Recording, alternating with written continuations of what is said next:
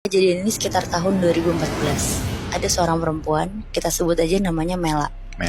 Mela umur 21 tahun dan baru dapat kerja jadi anak magang di kantor itu.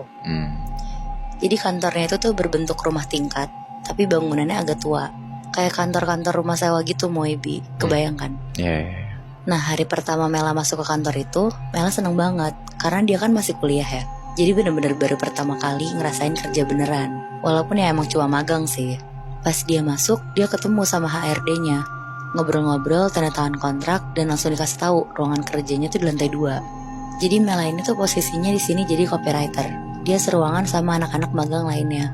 Terus sekitar jam 12 pas lagi makan siang, Mela makan di luar sama anak-anak magang lainnya. Namanya Novi sama Rizky. Pas lagi makan siang ya biasalah ngobrolin tentang bos-bos di kantor yang galak. Sama ada beberapa tentang kerjaan juga.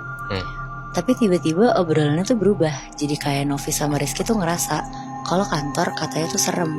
Karena waktu itu pas leadernya mereka namanya Mas Vio lagi lembur. Mas Vio tuh kayak diganggu sama suara-suara sendok jatuh gitu loh. Terus katanya OB kantor mereka juga sering ngeliat penampakan di kantornya. Mela yang asik sama makanannya tiba-tiba mendadak nyimak cerita mereka kan. Terus Mela tuh bilang, demi apa kok serem banget. Tapi ya sebenarnya Novi sama Rizky juga gak percaya-percaya banget. Karena kan bukan mereka yang ngalamin kan. Akhirnya mereka balik lagi ke kantor. Terus lanjut kerja sampai jam 6 sore. Pas udah mau pulang sebelum beresin tas, Mela bilang ke Novi sama Rizky kalau dia tuh mau ke toilet. Pas udah di depan toilet lantai 2, ternyata ada orangnya. Karena Mela juga udah kebelet banget, akhirnya dia tuh lari ke bawah, ke arah pantry. Jadi kalau ke bawah ke lantai 1 tuh pas turun tangga langsung belok kiri. Nah di bawah tangga persis tuh ada toilet. Dan kebetulan di bawah itu tuh udah gak ada orang sama sekali dan lampunya tuh udah mati. Jadi dengan perasaan takutnya si Mela ini, dia tuh gak beraniin diri buat ke toilet ya. Nah jadinya di bawah tangga itu tuh ada 2 pintu, hadap-hadapan. Karena gak ada sign toiletnya, jadinya dengan buru-buru Mela tuh coba buka dua-duanya. Pas Mela ngetok-ngetok dan buka gagang pintu ruangan yang satu, di situ Mela kaget banget. Karena tiba-tiba Mela dengar suara ketokan pintu dari dalam. Terus di situ Mela bilang, sorry. Karena di situ dia mikir ada orang kan di dalamnya. Tapi ini posisinya si Mela belum buka pintunya? Belum, baru ngetok-ngetok Mela. Terus mau buka gagang pintunya Moy. Akhirnya dia tuh buka pintu yang satunya kan yang di seberangnya.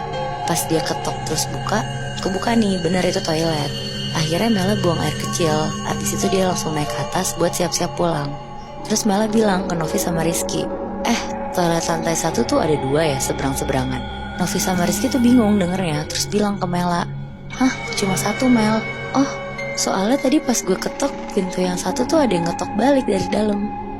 Ngedenger itu Novi sama Rizky tuh malah nakut-nakutin Mela. Terus bilang, ayo siapa tuh? Jangan-jangan penunggu kantor ini. Mana lagi maghrib Mel. Tapi udahlah, gak usah dipikirin, perasaan lo aja paling. Akhirnya Mela gak mau mikirin itu kan, karena ya dia mikir juga, mungkin dia salah denger kan. Akhirnya mereka bertiga pulang sendiri-sendiri ke rumah. Besok paginya Mela tuh mau datang ke kantor lebih pagi, karena rumahnya dia tuh kan di Bekasi. Nah ke kantor yang di Kemang ini kan jauh banget ya. Karena kantornya juga masuk jam 8, akhirnya dia naik kereta pertama jam 5 pagi. Sampai di kantor sekitar jam setengah 7, Mela langsung duduk di meja kantornya di lantai 2. Tapi karena dia bosen juga nunggu yang lain belum datang, akhirnya dia ke pantry nyeduh teh hangat di lantai 1. Ini setengah 7 pagi udah rame kantornya? Belum ada yang datang bahkan. Nah pas Mela lagi ngaduk gula,